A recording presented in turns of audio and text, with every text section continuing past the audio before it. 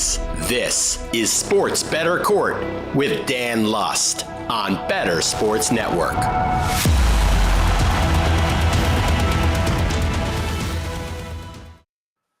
Welcome to the Sports Bettor Court, or should we say welcome to the Sports Law Dojo, the show where we put sports bettors against one another, and I, as the judge, kind of fill you in on the intersection of sports and law.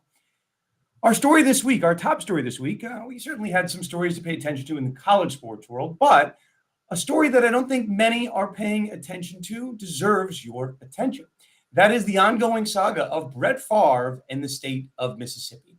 If you were living under a rock, Brett Favre has been accused and sued as a civil defendant in a lawsuit filed by a Mississippi state agency relating to Brett Favre's alleged role in a welfare fraud scheme.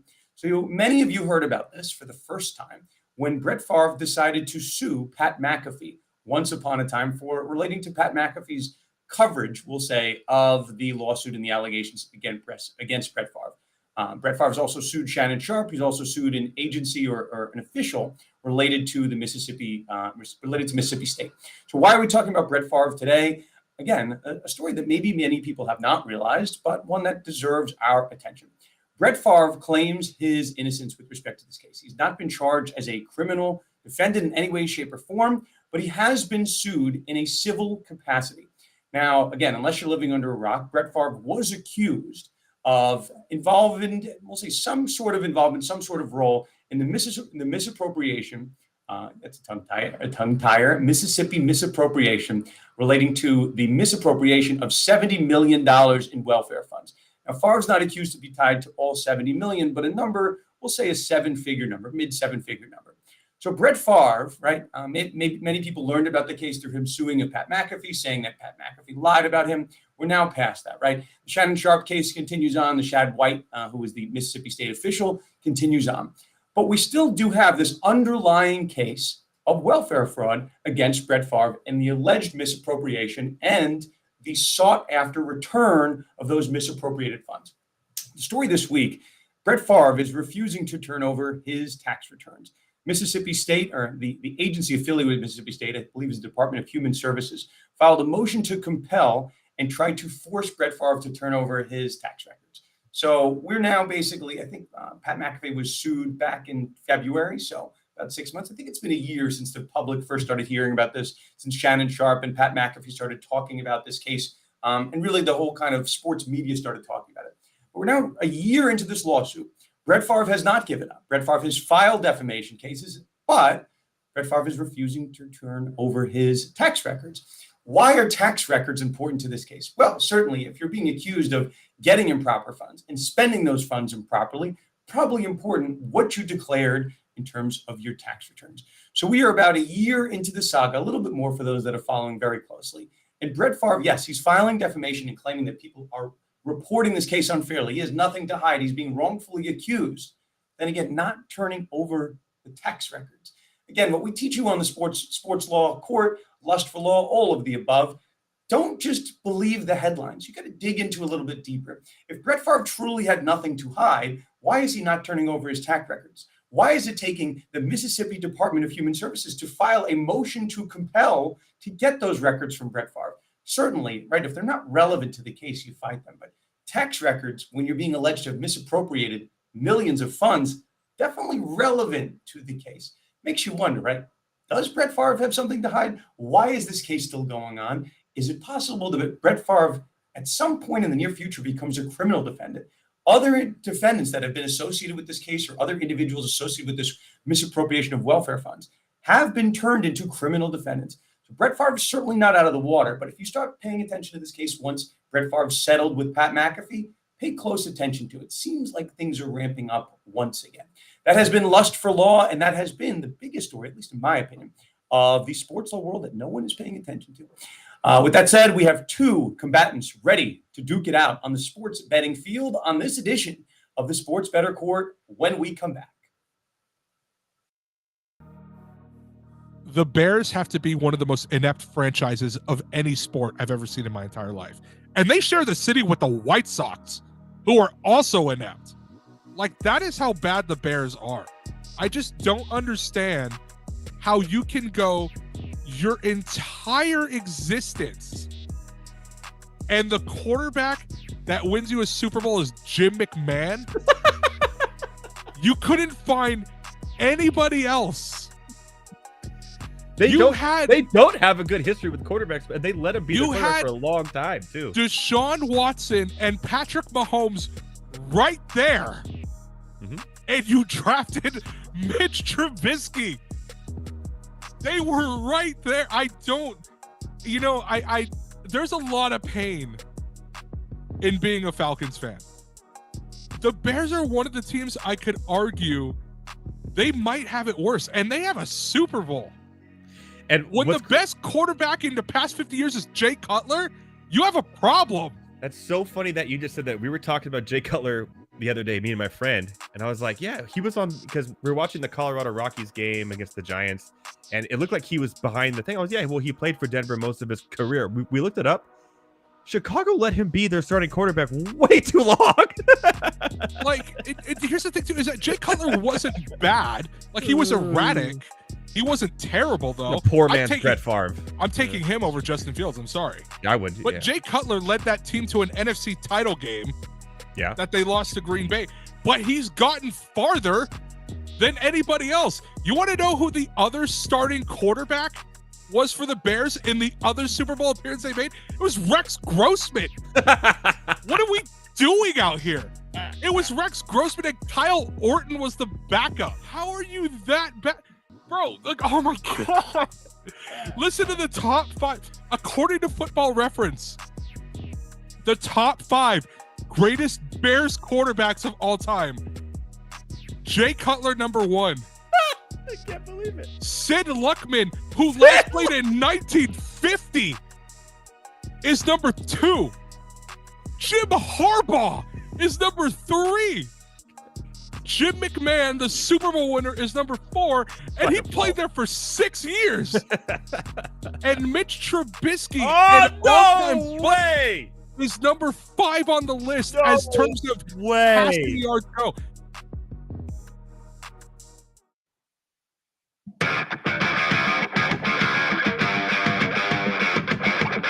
Sports Bettor Court is now in session. It's time for tonight's litigants.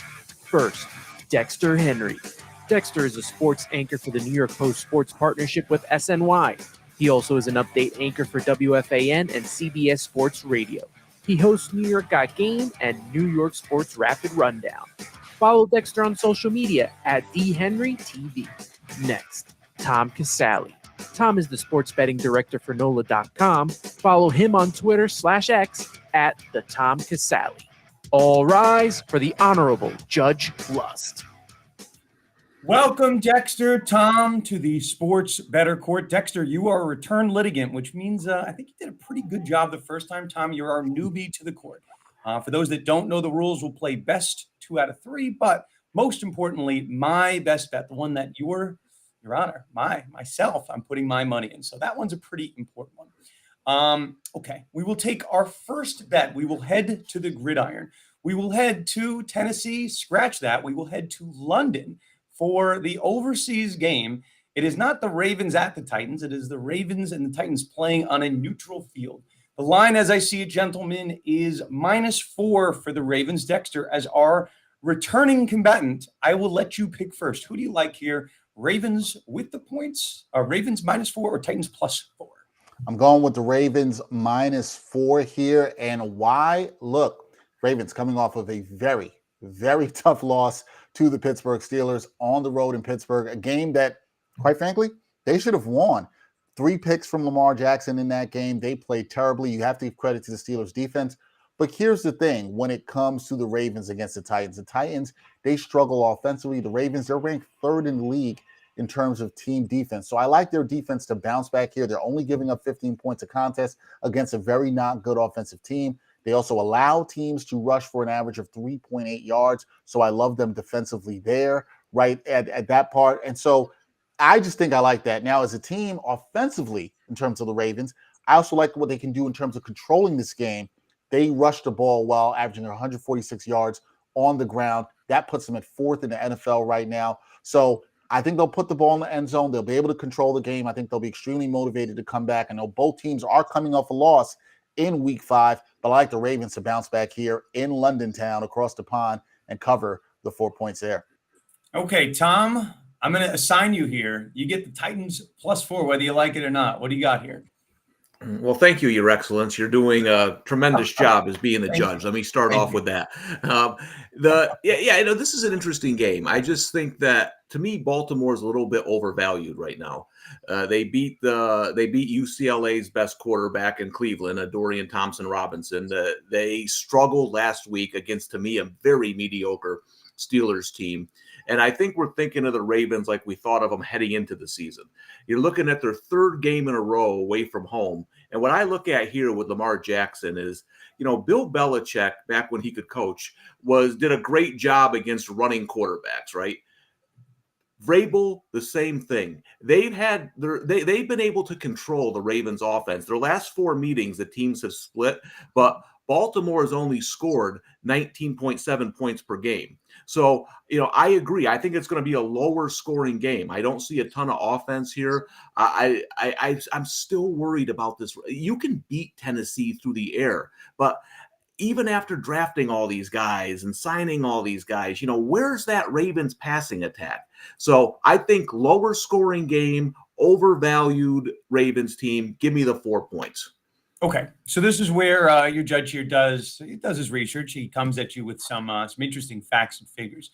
The preseason opening line for this bout, the Ravens were a 5.5-point favorite. That line is now down to 4. So if we're just looking, and I think, Dexter, I'll push back on you on this, right? We look at the Ravens, right? The Ravens are 3-2. They went to overtime against the Colts. They should have won that game, and they lost a game they really should have won against Pittsburgh.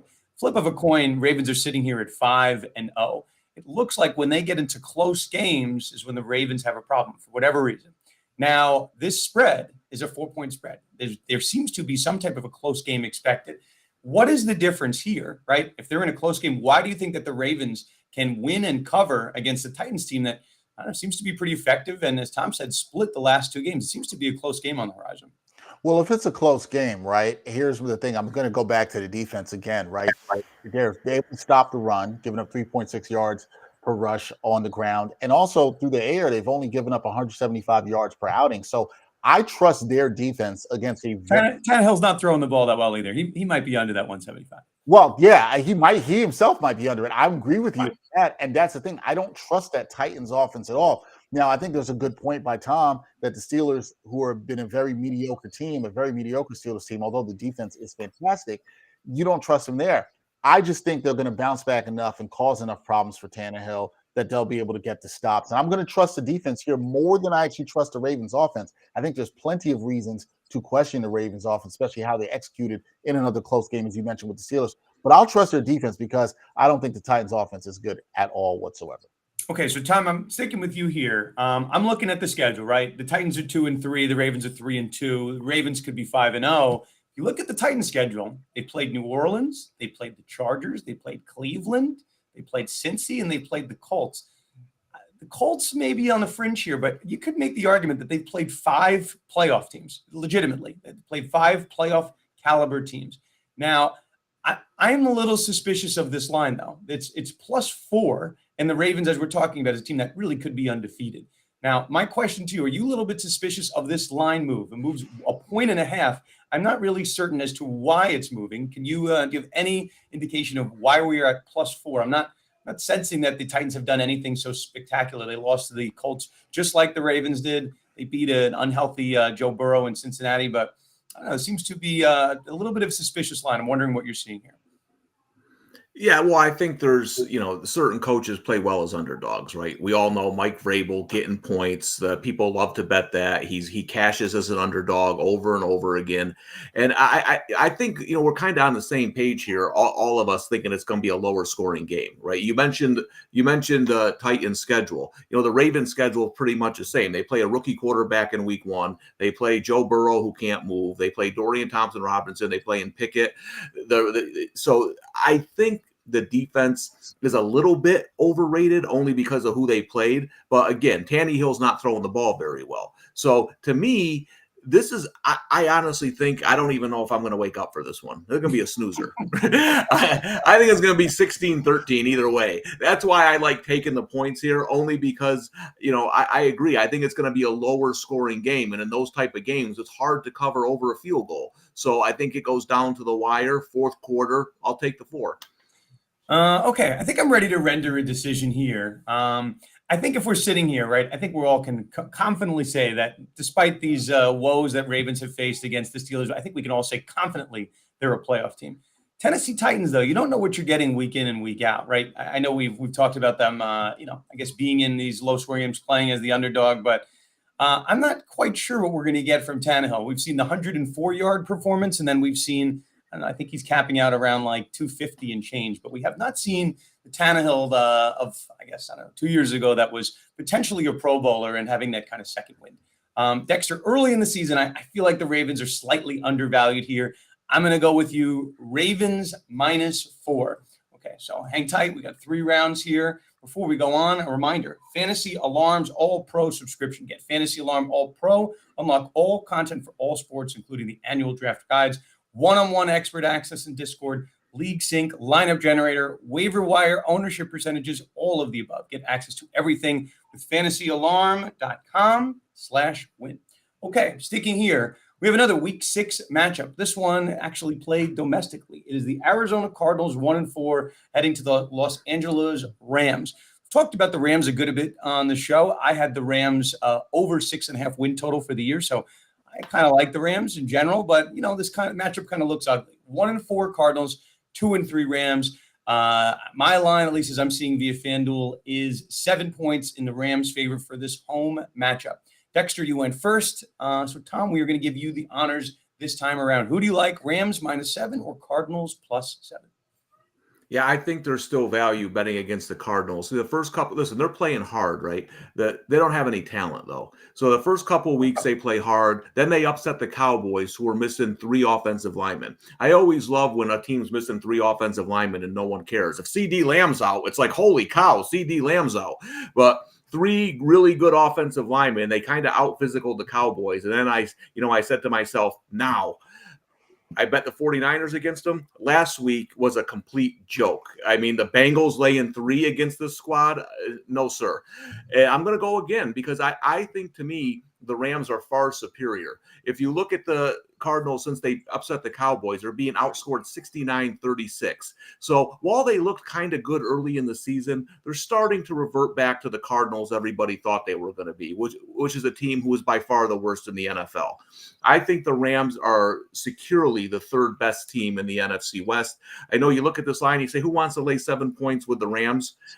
I think they blow them out. I think this could be Josh Dobbs' last game as starting quarterback. Credit to him. He came off the street. He's doing what he can. Not a starting quarterback in the NFL. So I think the Rams offense, Cooper Kupp, second game back, just too much. They end up winning this game by double digits. So, Dexter, before you go, I think Tom raised an interesting point. I mean, we saw the Cardinals having a first-half lead against Washington, first-half lead against the Giants, and then outright beat the Cowboys when I think they were a double-digit underdog. Since then, right, they've come back to earth, but that's what happens when you play San Francisco and the resurgent Joe Burrow, we'll say. So I think the Cardinals are interesting, but Dexter, so for the purpose of this bet, you're on the Cardinals bandwagon, right? You have Cardinals +7? Yep, got the Cardinals +7, Your Honor. And look, I get it. The Cardinals, we saw them fight hard in the first couple of games. They did blow that one to the Giants. They did beat the Cowboys. Since then, the offense has not been good for the Cardinals. But here's the thing. In the 5 games they've played, they've got 3 wins against the spread, 3-2 against the spread this year. So you got to like them. They do play tough. They play tough early. I think the Rams offense, while it is getting better, I don't trust them here to cover. I can see this being a close game if the Cardinals can run the ball well. You got to remember the Cardinals, they're ranked 6th in rushing in the league. The Rams against the rush, 20th. So if the Cardinals can get things going, running the ball, which I think they will be able to a bit early in this game to try to slow this down, the Rams want to play a lot faster. I think they have a chance to cover the spread. And this could be, could they lose by 2 field goals? Sure.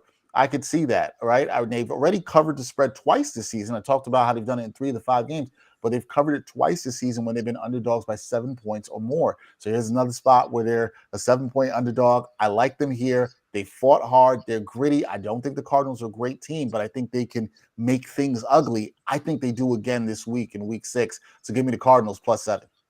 So, Tom, let's hang here. I think the question really to the Rams, right? We have Cooper Kupp. It's kind of the first time we've seen the Rams back somewhat in full force. The first couple weeks of the season, we saw Stafford. I'm going to read you some numbers. Ready? 334, 307, 269, 319. Those are Stafford's passing yards the first 4 weeks. So you saw a real aerial attack behind Puka. And when Kupp's coming back, you would think the combination of those two, obviously they played the Eagles last week, but you think that Stafford, would continue to impress.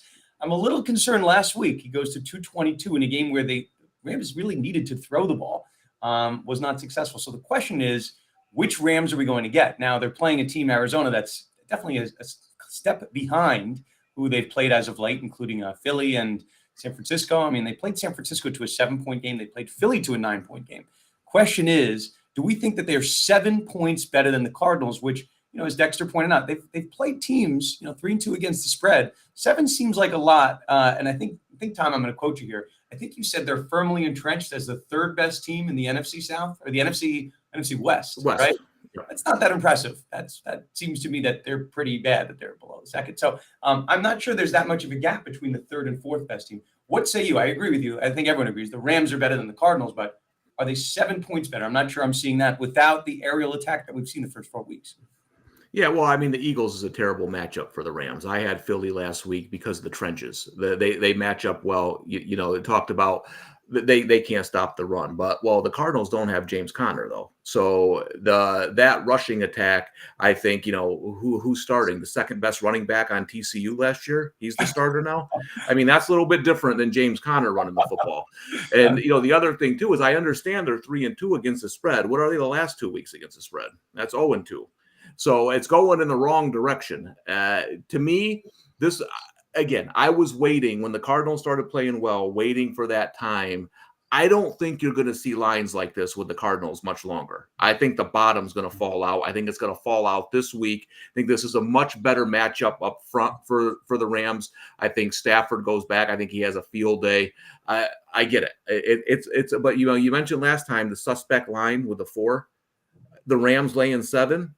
People lining up to bet the Cardinals, right? They're begging you to bet the Cardinals. So I'm going to go the other way. I'm going to lay the 7 points. It's funny. I think I had money on that Week 4 game against San Francisco. The Cardinals had it. There was a late score by the Niners that took it over the edge. But I think the Cardinals have had the lead in 3 of the 4 and definitely should have covered in that San Francisco game. So I'd say a deceptive 3. It's really 4-1. Judge is going to give it judicial notice that it's actually 4-1. Dexter, I'm going to give you the last word here. I'm going to give you the floor here. What's the argument that we are not talking about that's convincing you to take the Cards +7?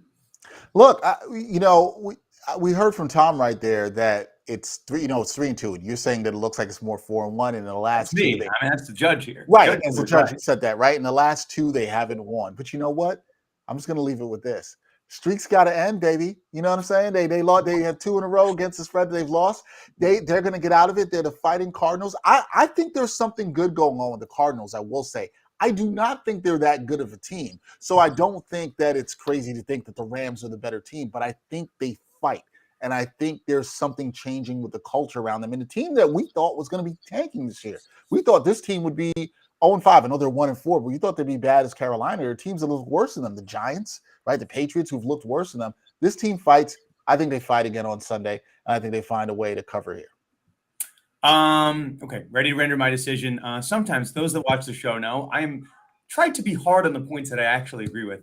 I think the Rams here -7 are the pick. I think, listen, we could talk about 4-1, getting close to this. I think the tank is on. I think, game 1, game 2, I think the Cardinals had these early leads. And then, interestingly, somehow, miraculously, they blew, I think it was a 20-point lead to the Giants. Miraculously, they lost that. I think the Cowboys game is this odd outlier in the schedule, which I can't make sense of, but I can make sense of them losing to Washington, to the Giants, getting blown out by San Francisco, and losing by 14 to Cincinnati. That one data point that is the Dallas Cowboys, I can't make sense of, but the other 4 times the Cardinals showed their true colors, getting obliterated in the second half. So I don't think this game is going to be I don't think it's going to be particularly close. I think week 2 with Stafford and Kupp, I'm expecting some high points, which we don't normally get for these London games, but I think we're going to have it happen here. Tom, I'm giving you round 2 as we head into the rubber match when we come back for round 3 and the best bet.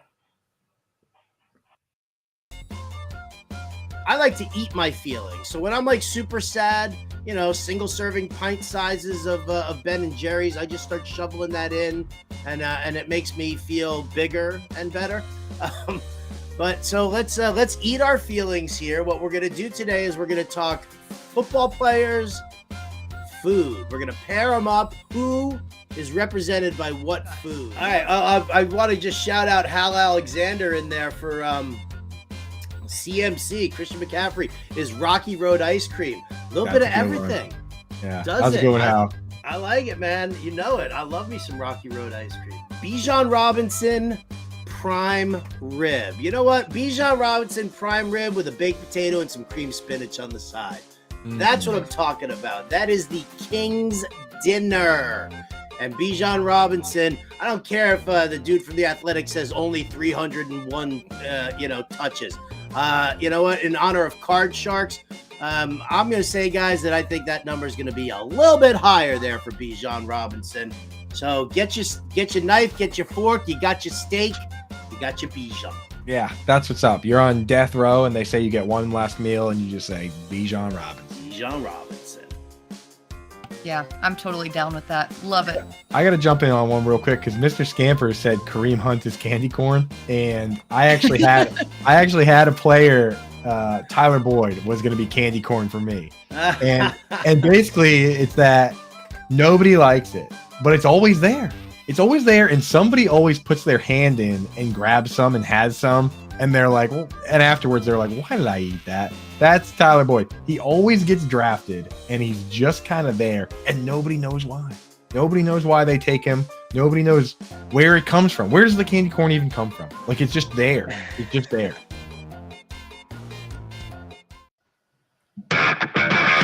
All rise for Sports Bettor Court with Dan Lust on Bettor Sports Network. Welcome back for the rubber match, the best bet. Reminder, FanDuel up to $2,500 no sweat first bet by using promo code FanDuel. Head to fantasyalarm.com/FanDuel. I think you head there. Don't use that promo code. Use the fantasyalarm.com/FanDuel. Anthony, I blame you. I blame you for that. It's in the rundown. I'm going to read it. It's like Will Ferrell and Anchorman. If you put it in the rundown, I will read it. Okay, so here's the best bet. It's my personal favorite bet, which I am contractually obliged, even though I'm the judge and I make the rules, I've obliged myself to bet money on this particular bet. So sometimes I look at what we cover in sports, but we covered Brett Favre. Brett Favre is not an active football player, so there's no real bet for Brett Favre. But, you guys know, right? Listen to the show. Watch the show. I'm a Bills fan, and I watch this line. Watch this line very closely. The Bills were the favorite all offseason to win the AFC East. And then I look this week, because I do judge, in between me looking at my cases and dealing with clients, I look at the lines because that's what we do. And I see all of a sudden the Miami Dolphins are the favorite to win the division at -130, followed by the Buffalo Bills +135. I don't even know if I need to talk about the Jets and the Patriots, plus 1,600 for the Jets, 4,100 for the Patriots. So I'm looking at this line and I'm like, I don't think many people realize that the Dolphins are now the favorite. So I let you guys aware of this. I know we were having some conversations offline as to who was going to take which line. Tom, I'm going to go with you. You won the last round. Do you like the Dolphins here? Do you like the Bills? God forbid. You like the Jets or the Patriots? Who are you taking? Well, I don't like the Patriots. Good. I'd have you committed for insanity if you did that. But go ahead. Yeah, as a guy who bet the Patriots last week, I think I'm good. Listen, I bet the Dolphins +300 preseason because I thought they were the team out of the big three when the Jets had Rodgers that were being a little bit overshadowed, right? I thought they have such a tough offense to defend, which has gotten even better this year. Now I think there's a bit of an overreaction here. A couple reasons. One, listen, we know the Bills injuries. Milano, White, you're a Bills fan. Those are huge. Those are huge injuries. But I think the line is overreacting a little bit. Here's why. To me, the Dolphins played two teams' defenses with a heartbeat. Hang on here because one of them is the Patriots. But early in the season, the Pats had a defense that was projected to be pretty good. That's a division game. Now, New England has since had injuries and have given up. So, but that week 2 game, they scored 24 points, okay? And then they played Buffalo. Did that look like Miami's offense against Buffalo? Because I didn't see it. So I think we're basing this line off of them killing bad teams. And let me tell you something. This offense is going to keep killing bad teams. Bad teams aren't going to stop this one, the Miami offense. So I got to see them play tougher games, though. Even against a Jets defense, I want to see what they do against these tougher defenses, because still think we're just holding on to that 70-point game against Denver. Are they a good team? Yes. Can they go to the Super Bowl? Yes. But in my opinion, this will go down to week 16 or 17 with these two teams battling for the division. So give me the plus money on the Buffalo Bills. Okay. Tom, I'm going to reserve my thoughts here. Dexter, I'm going to go right to you. I won't say anything. Dexter, what do you got here? Don't tell me you have the Patriots. You're going Patriots? No, definitely not going Patriots. Not doing that. And shame on Tom for betting on them last week. I know that one hurt there for sure. But listen, I understand that with the Bills, there's intriguing value with them right there, plus 135. But they've lost two of their more important starters on defense for the year. I still think their offense is questionable. We saw that last week against the Jaguars in London. Now, I don't know how much of that had to do with the travel and all that, but the Bills, they've already dropped a game in the division. I know they looked good against the Dolphins there, and so people are going to jump all over that as well, too, and like that on that side.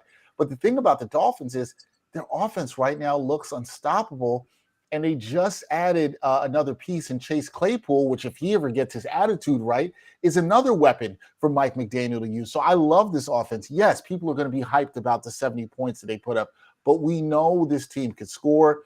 They've taken care of business against bad teams. I think they will continue to do that. It'll be interesting to see when they face another good defense against the Jets. I think that's a fair point, but I think this offense is putting fear into other defenses. They're going to think about how they're going to scheme. How are you going to stop Tyreek Hill? How are you going to stop Jalen Waddle and all the speed that they have? So I just think this is an offense that's good. Will they be tested throughout the year? Definitely. I think they will. Do they still have something to prove? Sure. But I like this offense, and I just think that they're going to get better and better as the season goes on. And I think the defense is pretty solid, too, and they're going to get better as well, too. So give me the Dolphins. They are my pick preseason. I'm sticking with them here. Give me them to win the division. So it looks like, Dexter, you're putting more money down, and Tom's like, you know what? I liked it at plus 300. I don't know if I love it at minus 130, but I like the confidence, Dexter. So just for a point of reference, on September 1st, the Buffalo Bills were a plus 120 favorite to win the division. They were first. Yep. Second was the Jets at plus 260. And third was the Miami Dolphins at plus 295. So you guys nailed it, right? You guys got your money in good. Now the question is really, do you want to invest further? Or do you want to invest elsewhere? So the Bills are pretty close to where they were on September 1st. They're plus 135. You're not getting some huge number like plus 200 or plus 300. You're kind of right there. Here's the question that neither of you brought up. And this is, again, those who have been watching the show know I'm heavily invested on this line. The beginning of the year, Tua his over-under for yards was 3,900. So if you did the math, you figured out how many yards he usually averages.